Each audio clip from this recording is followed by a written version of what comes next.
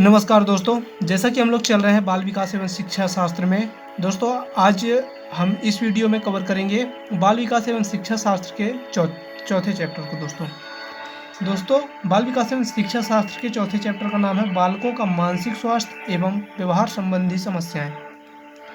दोस्तों, पहला क्वेश्चन है, सामाजिक व्यक्तित्व का विकास करने वाली प्रक्रिया कहलाती है। तो पहला ऑप्शन है दोस्तों समाजीकरण, दूसरा व्यक्तिकरण, तीसरा उदारीकरण और चौथा निजीकरण।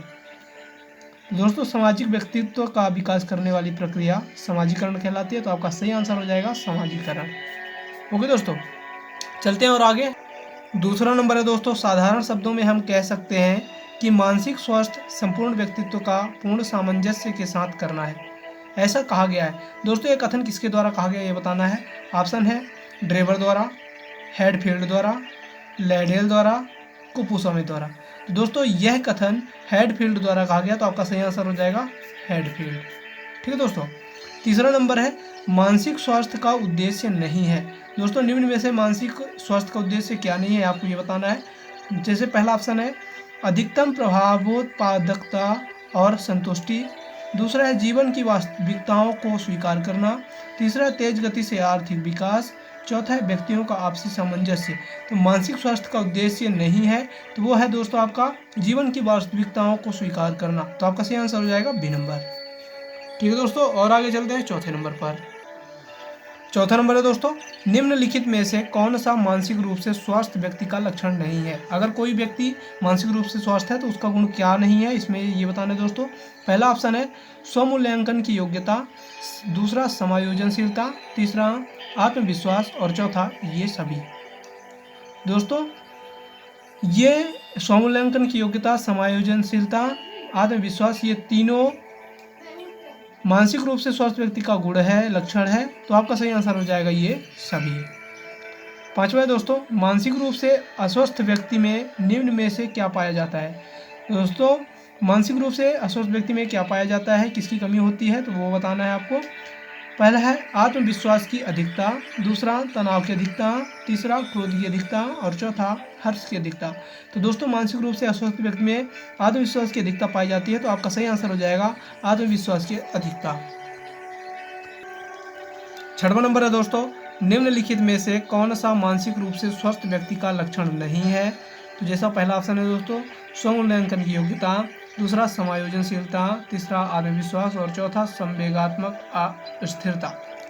तो दोस्तों, अगर कोई व्यक्ति मानसिक रूप से स्वस्थ है तो स्वमूल्यांकन की योग्यता, समायोजनशीलता, आत्मविश्वास उसके लक्षण हैं, उसके गुण हैं। ये गुण उस व्यक्ति के अंदर पाए जाएंगे, लेकिन संवेगात्मक अस्थिरता नहीं पाई जाएगी। तो आपका सही आंसर हो जाएगा संवेगात्मक अस्थिरता। सातवां दोस्तों, कौन सा कारक मानसिक स्वास्थ्य को प्रभावित नहीं करता। कौन सा कारक मानसिक स्वास्थ्य को प्रभावित नहीं करता।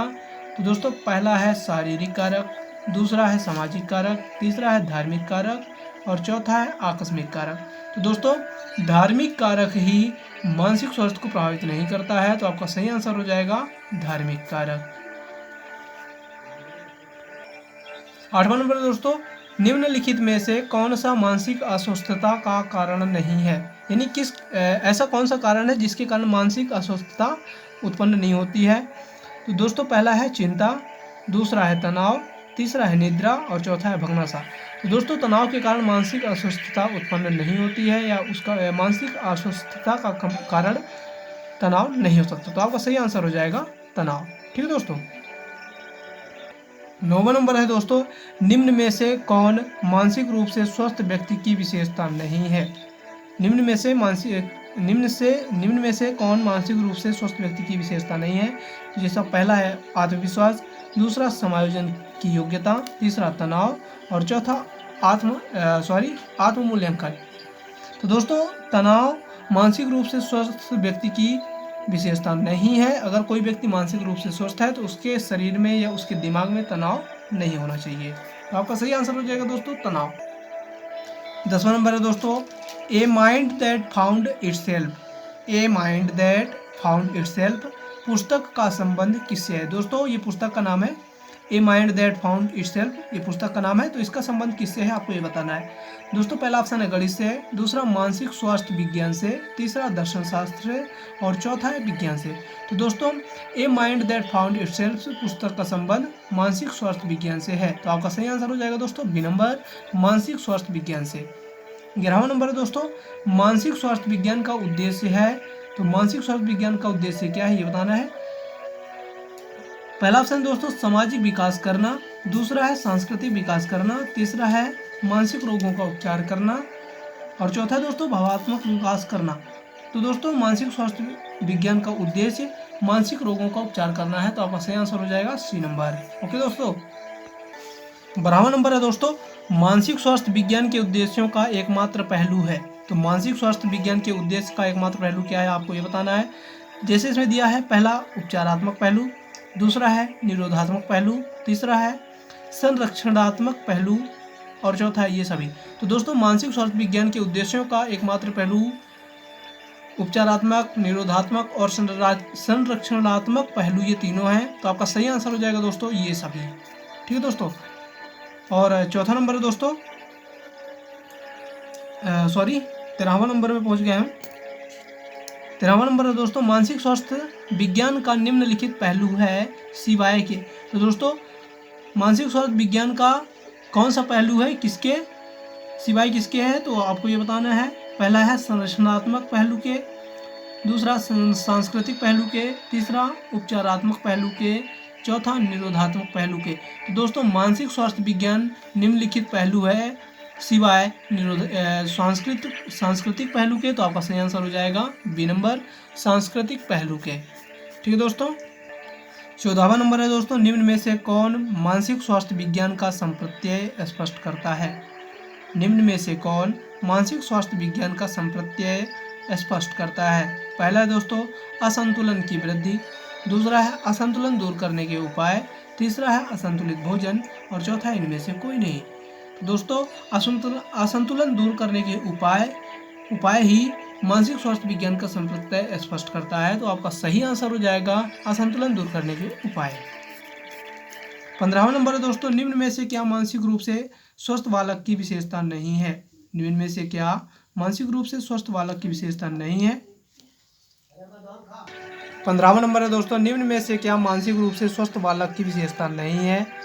निम्न में से क्या मानसिक रूप से स्वस्थ बालक की विशेषता नहीं है। पहला है संवेगात्मक परिपक्वता, दूसरा है सुसमायोजन, तीसरा है स्वमूल्यांकन का अभाव, चौथा है निर्णय लेने की क्षमता। तो दोस्तों स्वमूल्यांकन का अभाव मानसिक रूप से स्वस्थ बालक की विशेषता नहीं है। तो आपका सही आंसर हो जाएगा सी नंबर, स्वमूल्यांकन का अभाव।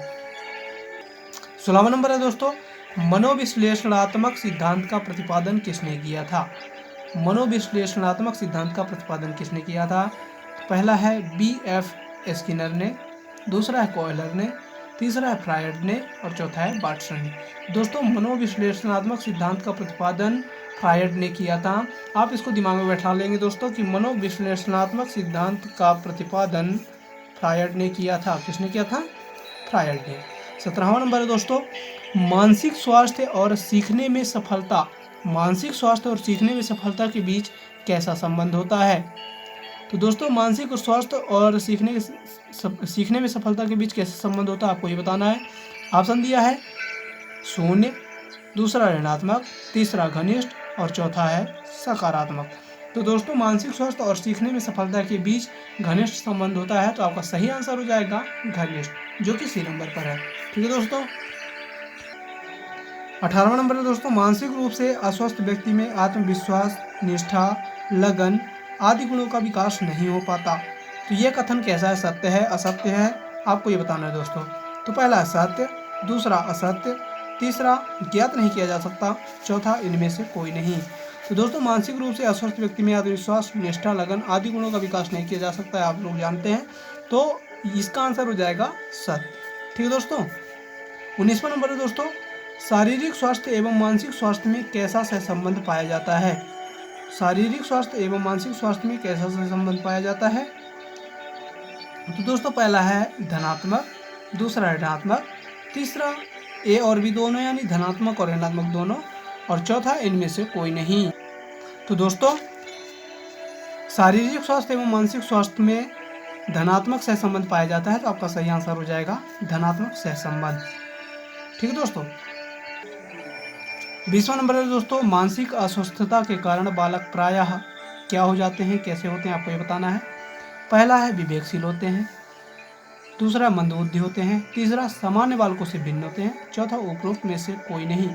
दोस्तों मानसिक अस्वस्थता के कारण बालक सामान्य बालकों से भिन्न होते हैं, अलग होते हैं, तो आपका सही आंसर हो जाएगा सामान्य बालकों से भिन्न होते हैं।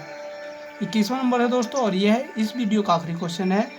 मानसिक अस्वस्थता से ग्रसित बालक बाल अपराध की ओर अग्रसर हो जाते हैं, यह कथन कैसा है। यानी कोई भी बालक अगर मानसिक अस्वस्थता से मानसिक रूप से बीमार है, अस्वस्थ है, तो वह बालक बाल अपराध की ओर अग्रसर हो जाता है या उधर मुड़ जाता है, उसका लक उधर हो जाता है। तो ये कथन कैसा है, सत्य है असत्य है, आपको ये बताना है। पहला है असत्य, दूसरा है सत्य, तीसरा है निर्धारण नहीं किया जा सकता, और चौथा है उपरोक्त में से कोई नहीं। तो दोस्तों यह कथन एकदम बिल्कुल सत्य है। दोस्तों हमने कवर कर लिया है बाल विकास एवं शिक्षा शास्त्र के चौथे चैप्टर को। दोस्तों हम फिर मिलेंगे अगली वीडियो में बाल विकास एवं शिक्षा शास्त्र को लेकर के ही 5वें चैप्टर को। दोस्तों अगर हमारा वीडियो आपको पसंद आया हो तो हमारे चैनल को लाइक करें, शेयर करें और सब्सक्राइब करना ना भूलें। धन्यवाद। तब तक आप अपना ख्याल रखिए, हम मिलेंगे अगली वीडियो में।